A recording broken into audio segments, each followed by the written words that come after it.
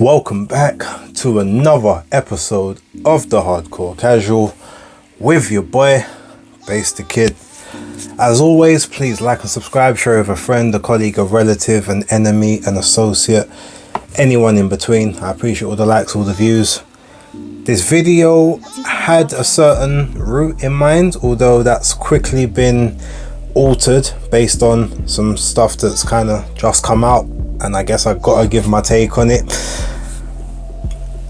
Not in depth, but it will be there will be enough of thoughts and feelings, whatever. Anyway, without further ado, let's get into it.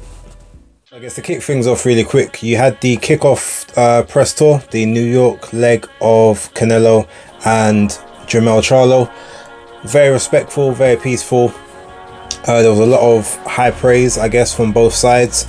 Canelo said that he believes that Jamel's the better of the two. He's achieved the more, and yeah, I suppose he feels like he's had the harder fights as well. Charlo, on the other hand, said he's basically, it's F the haters, F the critics, F the media. They don't never write anything nice about him anyway. He's here to shock the world, do his thing. They was both on the Breakfast Club. I've seen Canelo's one. I haven't watched Jamel's one just yet. Canelo also addressed the whole him and Terence Crawford at 158. He said he can't go down past 168 anymore anyway, so that puts paid to all of that. And ultimately he says, well, look, even if I was to be able to fight him, if I win, I can't win because he's too small. He's the little guy coming up. I agree with all of that. To be fair, and him saying that he can't even make 160 again or go down past 168 anymore, that makes sense, especially advanced age. He as stocky as he is, it makes sense, so I wouldn't expect that to happen. And to be fair, even Terence Crawford was having a joke about it. I don't really think he was expecting that. So yeah, quick one there. It was respectful. I've got to wait to see what the LA press conference has in store later on. Might do a separate video about all of that as a different topic, a different subject later on, but yeah, keep it moving. Speaking of press conferences, on Monday you had the official press conference for Joshua Buatsi versus Dan Aziz, which took place down in London Bridge. Now, for official purposes, I watched it live with everyone else, but yeah, it looked like Dan Aziz appears to be in war mode. He says he's at war with himself, with his emotions. Can he do it? He's at war with Josh. He's at war with the doubters who think he can't win the fight. And he brought that Blue Borough energy, the energy that I expected him to bring, although maybe he hasn't gone into full hard graft mode just yet, but he said what he needed to say. Joshua Buatsi on the other side also was very, he was measured. I think he was very measured, very controlled. He is like that in those press conferences, very respectful. But it did get a little bit antsy towards the middle part, especially, funnily enough, towards Ben Shalom, who both guys threw shots at, to be fair. I mean, Buatsi started them, but Aziz, sort of quickly fired back. And yeah, Ben is at it looking like public enemy number 1, 2, 3 and 4 at this point. With that being said, look, it was a nice, interesting press conference. Mikhail Lawal and Isaac Chamberlain, they definitely added their spice to it. Not as spicy as their first one, which I was in attendance for, and that one was a really, really fiery moment. This one, on the other hand, a little bit more subdued than the first one, but still very testy, very tense. You could tell Mikhail Lawal does not like Isaac Chamberlain at all, and he seems to be easily rattled, get under his skin quite comfortably, and Isaac just looks like he's having fun. There was also an incident there with Florian Marku and Chris Congo, which I'm sure you guys have seen the videos of. That's a fight which definitely looks like it needs to get made now. It won't be in October. I think Florian Marku is already fighting Dylan Moran that day, but it looks like it can build. And if Chris wasn't going to be in attendance for that fight before, He definitely will be now, and he will definitely be campaigning to get Florian Marco in the ring. So overall, that was also a very nice, fun day, fun press conference, and yeah, I'm looking forward to that fight. Tickets went on sale yesterday. If you had that link, there's also tickets on sale today if you had that link, and then the general sale goes ahead tomorrow, which will be Thursday the 17th. So looking forward to it, and yeah, we'll see what happens with that situation. But I'm looking forward to the fight, and I will definitely be there no matter what. Sticking on, I guess, the topic of boxer, Ben Shalom and everyone there. So the press conference, if the rumors are to be believed, Ben Shalom didn't stay in the main press hall and did all of his interviews, which I believe was only 2 or 3 potentially, behind sort of a glass door towards the back of the Glazers hall. And it was only limited access to only certain channels, which is telling. But basically, he said that the reason Richard Riakporhe pulled out of the purse bid with Jaya Pattaya is that ultimately the team had been messing Richard about. They made an offer to do it in Australia. Then when Eddie and them got on board, they said, well, no, we're not really with Eddie Hearn or Matchroom. Make us an offer, hit this number and we'll come to the UK. Apparently that number was hit and there was no response. And then finally, obviously, Eddie and the team announced the deal full hand. And at that point, they decided that they had another offer that was on the table for a title opportunity, which was better for Richard Riakporhe, whereby he would make more money than he was due to make on the 35% of the IBF purse split, I believe it was. Yeah, all of that could have been very plausible. However, it is the second time pulling someone out on the day of the purse bid, as opposed to at least going through with the purse bid and then declining afterwards, which is normally what you kind of do in that situation. You see what the money's saying. If the money ain't great, then you move on to your other opportunity. So that's already putting them in a bad standing with, I guess, the boxing world, because you've done it with the British title and now obviously the IBF, so they're not necessarily going to be that keen to have you representing them in the future. But 2 times, and it's like 2 times back to back, so it's not like there's a period of difference in between. It's like back to back, the same thing has happened twice. So it creates a pattern. But he also says, you've got Matchroom that are basically trying to tamper with all their fights. They tried to tamper with the Dan Aziz and Joshua Buatsi fight by throwing Dan Aziz a Dimitri Bivol offer, with Chris Eubank and Liam Smith for their rematch, trying to throw Conor Benn at Chris Eubank. And I think the Billam Smith and the Okoli thing was another one he had cited, or on another fight like that. Now, it's funny that, that's his argument, because then you had both Eddie Hearn and Frank Smith come out on separate interviews and basically, number one, discount that. But you had Eddie basically saying that they went and tried to send an email to Mick Francis behind Eddie's back as the co-promoter, saying, like, please don't share this with Eddie Hearn, but would you be willing to make a fight on September the 30th? I don't know if that's true.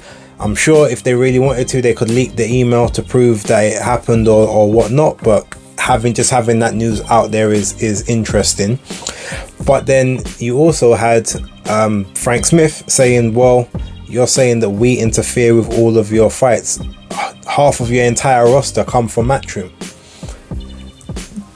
And I make him right, because all of their biggest fighters, with the exception of Dan Aziz, who's been like their go-to guy from the start, came from Matchroom. Like Liam Smith was a Matchroom fighter at the time. Chris Billam Smith was Matchroom. Lawrence Okoli was Matchroom. Joshua Buatsi was Matchroom. Like all of their marquee stars were all Matchroom fighters. Kell Brook, who I believe is in their most popular pay-per-view, or their most successful pay-per-view to date with Amir Khan, he was a Matchroom fighter, and we obviously may go back, but so it's weird to say, oh, they're always trying to scupper our deals, but like, you made a concerted effort to take a lot of their talent. Maybe that was because that was talent that was previously on Sky Sports, and they knew it was a quick name and face association for the general public. That could have been the reason, and it's a viable reason. I won't even dispute that. But when you look at it and you say, well, your entire roster is made up of either, you know, up and coming Olympians, no namers or Matchroom staff, with no one from Queensbury or no one from Wasserman or Mick Hennessy, you know, or Hennessy Sports at the time, you know, said, okay, that looks like that's a concerted effort to mess around with Matchroom's business. So it would then make sense, well, okay, if you're going to do that, well, surely they would try and disturb your business as well. It's give and take, it's back and forth. But it's the fact that you say you have an opportunity for your guy, and then you then put out an email to them basically trying to, on the hush hush, oh, well, can we remake this fight for September the 30th, which would be crazy, because at that point I'm pretty sure if you decline the mandatory position, especially in the IBF, I think you then get removed from the rankings, or you get dropped very, very low down, at least like 8 spots.